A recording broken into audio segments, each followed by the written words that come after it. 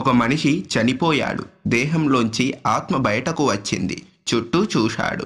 చేతిలో పెట్టెతో దేవుడు తన దగ్గరకు వచ్చాడు. చనిపోయిన మనిషికి భగవంతుడికి మధ్య సంభాషణ ఇలా సాగింది. దేవుడు: మానవా, నీ శరీరం పడిపోయింది. ఇక ఈ జన్మ ముగిసింది. నాతో పద.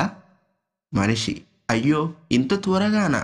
నేను భవిష్యత్తు గురించి ఎన్నో కలలు కన్నాను స్వామి. దేవుడు: తప్పదు నాయనా, నీవు నాతో రావాల్సిన సమయం వచ్చింది. మనిషి: నా కోసం తెచ్చిన ఆ పెట్టె ఇటివ్వండి. ఏం తెచ్చారో చూస్తాను. దేవుడు: నీకు చెందినవే ఉన్నవి. అవి నీవు కూడబెట్టుకుని సంపాదించుకున్నవే. నావా? అంటే నా బట్టలు, డబ్బులు, భూమి పత్రాలు అవా? దేవుడు: అవెప్పటికీ నీవి కావు.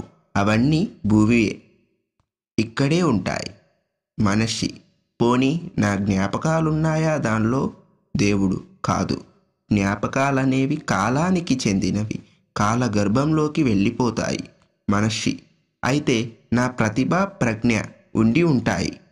దేవుడు: అవి పరిస్థితులవి, నీవి కావు.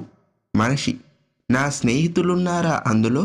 దేవుడు: వారు కేవలం నీతో కొద్ది దూరం కలిసి వచ్చే తోటి ప్రయాణికులు మాత్రమే. మనిషి: నా భార్య, బిడ్డలునా?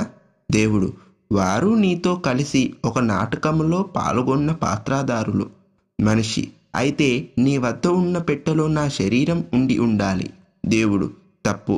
నీ శరీరం ధూళికి చెందినది, మట్టిలో పడిపోతుంది. మనిషి: స్వామి, అయితే నా ఆత్మ? దేవుడు: ఆత్మ నీదెలా అవుతుంది? అది నాది. మనిషి: ఆ పెట్టె ఇటివ్వు స్వామి అని తీసుకొని తెరిచి చూశాడు. కళ్ళలోని నీళ్లు సుడులు తిరిగాయి.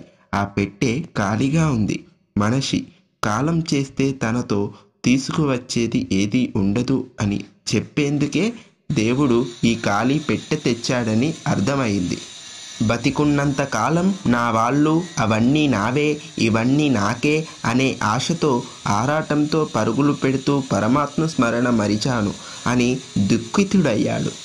మనిషి: స్వామి, చివరగా అడుగుతున్నాను, నాది అనేది ఏమైనా ఉందా అసలు? దేవుడు: ఉంది. నీవు జీవించినంతకాలం ప్రతి క్షణం నీదే. ఆ క్షణాల్లో నీవు ఆర్జించే మంచి చెడు యొక్క పర్యవసానాలు నీకే చెందుతాయి. అందుకే ప్రతి క్షణం మంచిని పంచాలి, పెంచాలి. భగవన్నామస్మరణ చేయాలి. పశ్చాత్తాపాలను క్షమించాలి.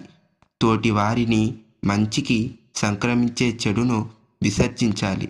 మానవ సేవ మాధవ సేవ అని గుర్తించి జీవించాలి. సర్వే జన సుఖినో భవంతు.